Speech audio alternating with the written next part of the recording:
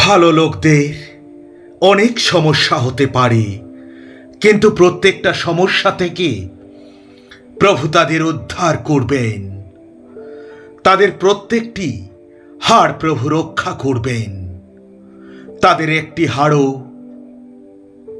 ভাঙবে না। তোমাদের মধ্যে কেউ কি অসুস্থ হয়েছ, তবে মণ্ডলীর প্রাচীনদের ডাকুক। তারা প্রভুর নামে তার মাথায় একটু তেল দিয়ে তার জন্য প্রার্থনা করুক। বিশ্বাসপূর্ণ প্রার্থনা সেই অসুস্থ ব্যক্তিকে সুস্থ করবে। প্রভুই তাকে সুস্থতা দেবেন। আর সে যদি পাপ করে থাকে, তবে প্রভু তাকে ক্ষমা করবেন। তাই তোমরা পরস্পরের কাছে পাপ স্বীকার করো, পরস্পরের জন্য তোমরা প্রার্থনা করো, যেন তোমরা সুস্থতা লাভ করো। ঈশ্বর আজ্ঞা দিয়েছিলেন এবং ওদের সমস্যা মুক্ত করেছিলেন। তাই ওই লোকরা মৃত্যু থেকে রক্ষা পেয়েছিল। যাও, আমার লোকেদের নেতা হিজকিয়কে গিয়ে বলো, তোমার পিতা দাউদের প্রভু তোমার প্রার্থনা শুনেছেন এবং তোমার চোখের জল দেখেছেন। তাই আমি তোমায় সারিয়ে তুলব। আজ থেকে 3 দিনের মাথায় তুমি আবার প্রভুর মন্দিরে যেতে পারবে। আমি তোমাদের আবার স্বাস্থ্যবান করে তুলব। আমি তোমাদের ক্ষত সারিয়ে দেব। এই হলো প্রভুর বার্তা।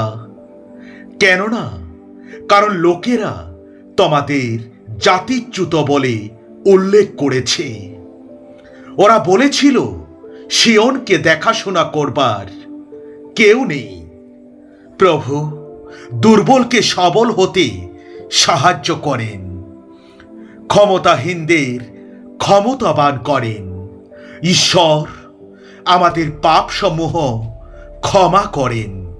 তিনি আমাদের সকল রোগ থেকে সারিয়ে তোলেন। কিন্তু আমাদের এই ভুলের কাজের জন্য তাকে আহত হতে হয়েছিল। আমাদের পাপের জন্য সে ক্ষতবিক্ষত হয়েছিল। আমাদের কাঙ্ক্ষিত শাস্তি সে পেয়েছিল। তার আঘাতের জন্য আমাদের আঘাত সেরে উঠেছিল। প্রভু বলেন, তোমরা অবশ্যই তোমাদের প্রভু ঈশ্বরকে মেনে চলবে। তিনি যেটা সঠিক মনে করবেন সেটাই তোমরা করবে। তোমরা যদি প্রভুর সমস্ত নির্দেশ ও বিধি মেনে চলো, তাহলে তোমরা মিশরীয়দের মতো অসুস্থ থাকবে না। আমি প্রভু তোমাদের মিশরীয়দের মতো অসুস্থ করে তুলব না। আমি এই সেই প্রভু যিনি তোমাদের আরোগ্য দান করেছেন। তোমাদের দেখে যিশু বললেন, যাজকদের কাছে গিয়ে নিজেদের দেখাও।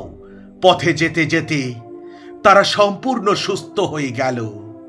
যিশু তার 12 জন শিষ্যকে কাছে ডেকে তাদের অশুচি আত্মা তাড়িয়ে দেবার ও সব রোগ ব্যাধি সারাবার ক্ষমতা দিলেন। কিন্তু তোমরা যারা আমাকে অনুসরণ করো, তাদের ওপর ধার্মিকতা সূর্যোদয়ের মতো উজ্জ্বল হবে।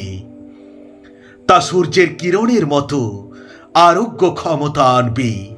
খোয়ার থেকে ছেড়ে দেওয়া বাছুরের মতো তোমরা মুক্ত ও আনন্দিত হবে।